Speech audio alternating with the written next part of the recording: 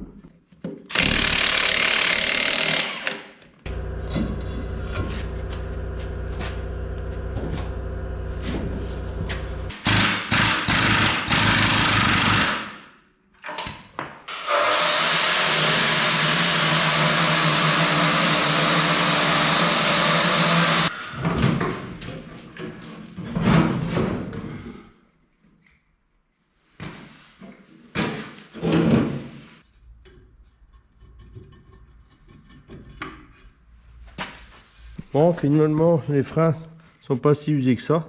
On voit que les garnitures sont super bonnes encore. Par contre, ici, ce qui se passe, c'est que c'est très gras.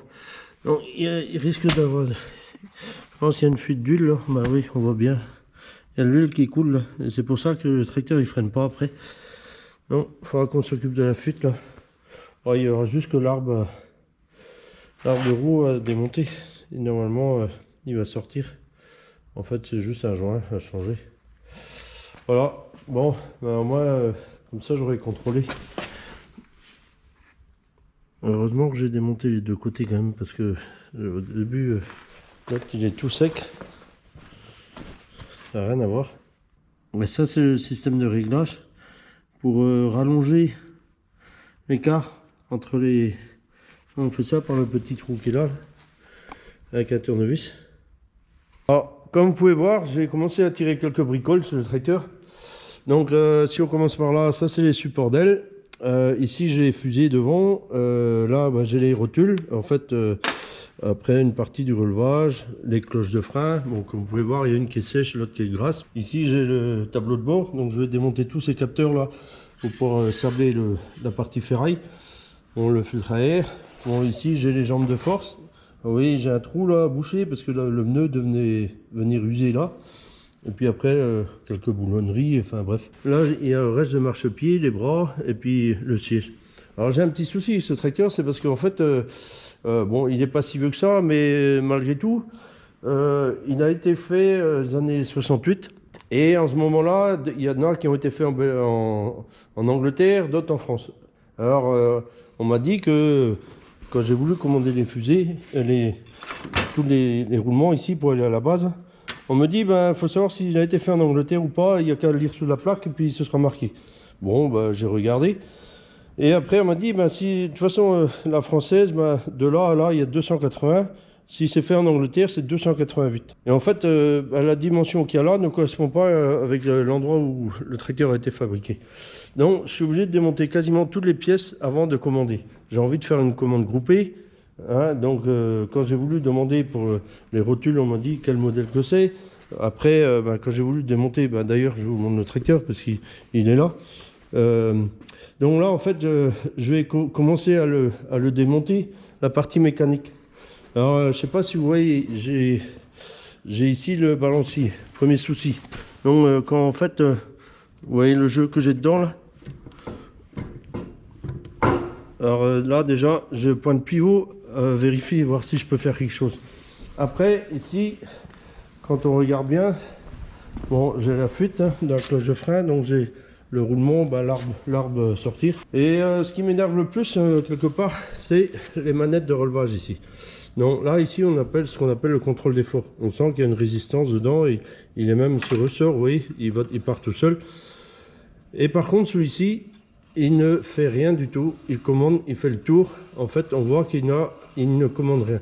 Du coup, c'est parce que je pense, comme je ne connais pas, il doit y avoir quelque chose de cassé à l'intérieur. Pour ça, je vais démonter la cloche de relevage, sortir tout l'ensemble.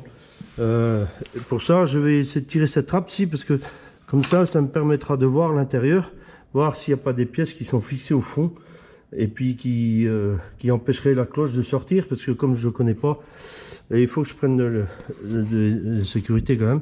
Donc je vais d'abord, mais comme vous voyez, malgré que j'aille laver le tracteur, il reste plein de terre encore tout autour, un peu partout. Hein, parce que quand on lave comme ça, bon, on lave une première fois et puis finalement on croit qu'on a super bien fait. Quand on enlève quelques pièces, hein, comme là par exemple, vous voyez il reste de la terre partout. Comme je pense le repeindre, et avant de commencer à le démonter, je vais le laver et puis comme ça après le sol c'est pareil, j'ai balayé en dessous. C'est histoire que quand vous avez des pièces qui tombent par terre, au moins vous l'aurez trouvé très facilement quand c'est propre au sol. Donc voilà l'étape suivante, nettoyage, et après on va commencer à démonter.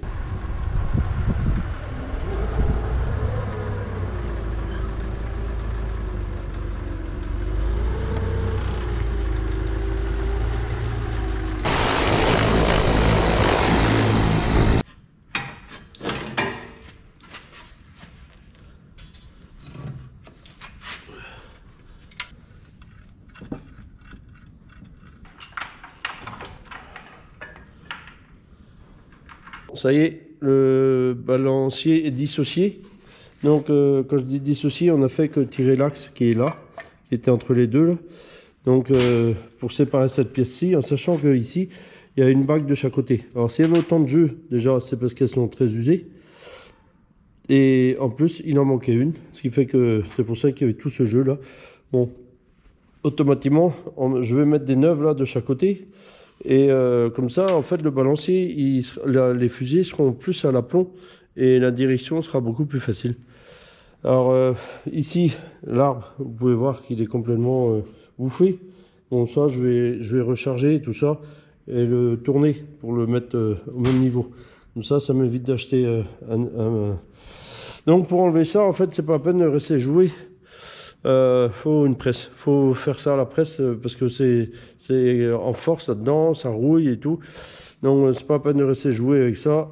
Faut le presser. Bon, moi, la petite presse qu'on a ne me permet pas de le faire. Et du coup, c'est un collègue, Nicolas, qui m'a fait avec la sienne. Que je remercie d'ailleurs.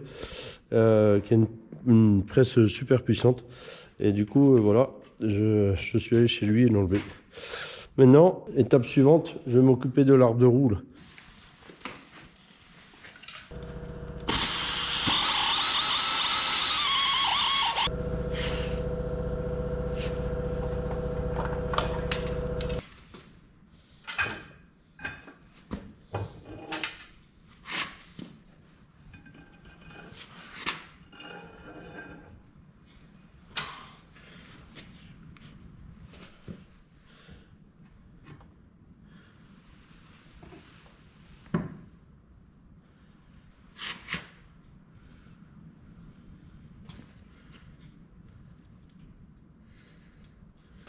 Là, les vis sont cassées, elles doivent être cassées avant.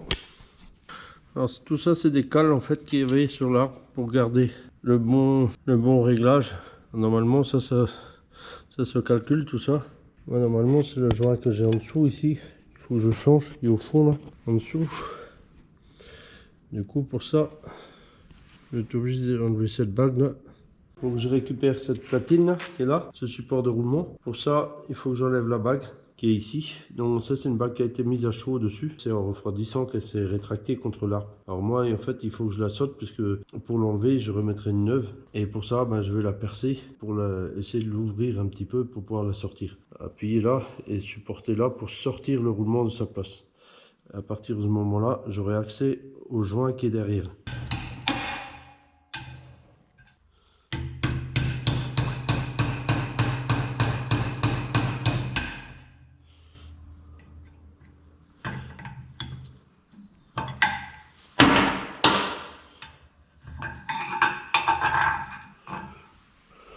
Vous pouvez voir, j'ai sorti la bague. Alors mon objectif était de percer un premier trou ici pour affaiblir la pièce et refaire un autre à l'opposé. Ensuite, que j'ai fait à l'opposé, donc celui-là et celui-là, je l'ai fait en 6 au départ. Et après, je suis passé en 9,5. Alors en 9,5, pourquoi? Parce que j'avais mon pointeau ici, que je voulais qu'il rentre en force dedans pour écarter la pièce et pour l'agrandir plus ou moins. Donc c'est ce que j'ai fait. Donc j'ai percé tant que je pouvais, je voulais pas toucher quoi que ce soit. Alors là vous voyez que ça n'a pas traversé ici non plus et là non plus. C'est-à-dire que l'arbre n'a rien, le roulement non plus. Bon, ce que j'ai fait, donc j'ai mis celui-là en force dedans et après j'ai fini avec un burin pour l'écarter. Ce qui fait que maintenant la bague, eh ben, elle est agrandie et elle rentre dedans. Donc ceci évidemment je ne remettrai pas. Je vais prendre une autre. Et maintenant il ne me reste plus qu'à sortir ce roulement qui est ici là.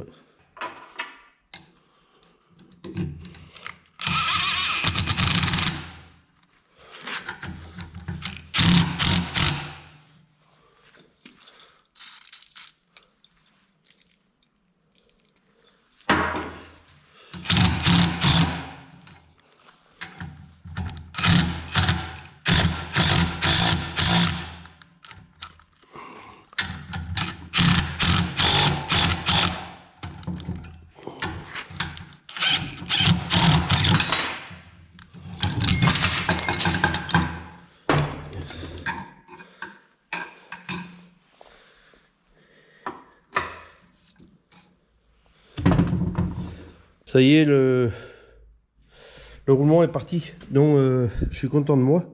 Je me suis servi déjà des pré-perçages filetés qui étaient là pour faire appui en fait en mettant des douilles en dessous, en butée.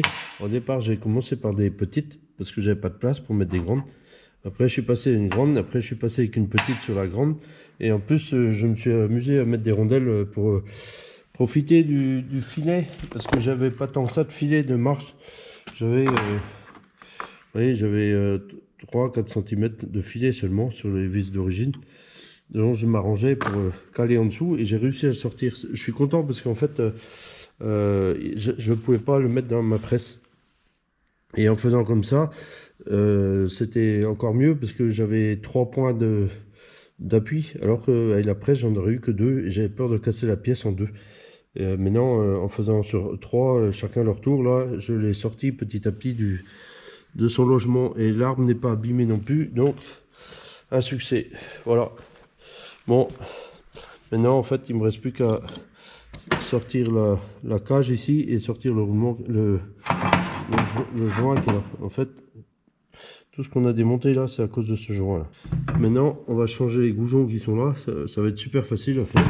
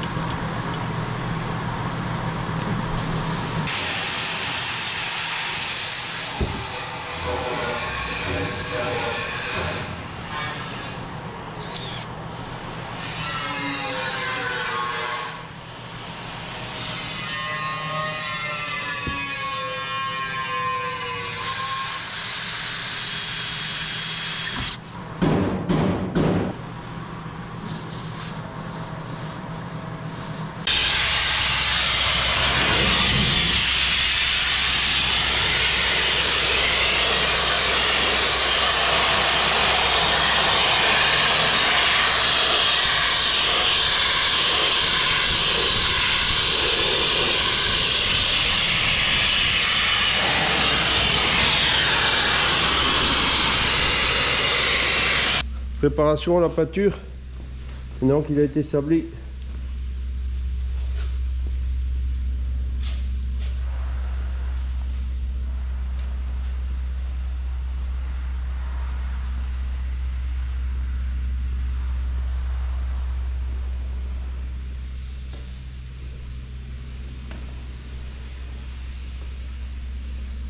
Bon, ça y est, le tracteur a été sablé cet après-midi. Et maintenant, il a été peint. Bon, en fait, j'ai pas fini de faire mes bricoles dessus.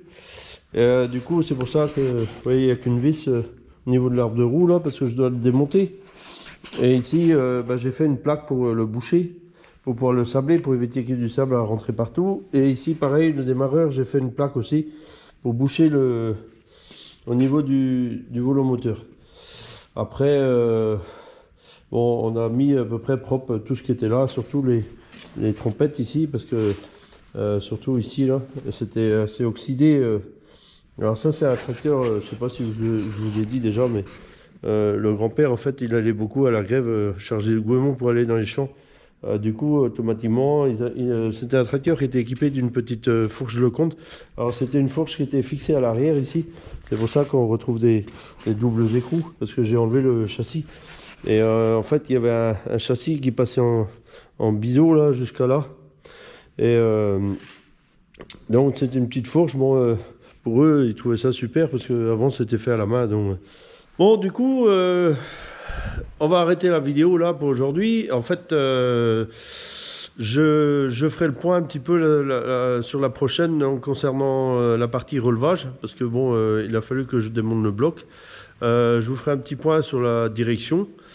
Et en même temps, bon, vous verrez le tracteur évoluer dans la peinture aussi. Et puis, bon, faut savoir qu'au moment où je vous parle, là, le tracteur, il n'est pas fini du tout. Bon, maintenant, ça doit faire plus de 2 mois, voire 3 mois qu'il est commencé. Alors, en fait, je fais ça vraiment quand j'ai vraiment le temps. plus le week-end que dans la semaine. Bon, là, en fait, cette semaine-ci et la semaine dernière, j'ai réussi à travailler pas mal dessus parce que bon, les choux ont calmé un petit peu et en même temps, il fait très mauvais dehors.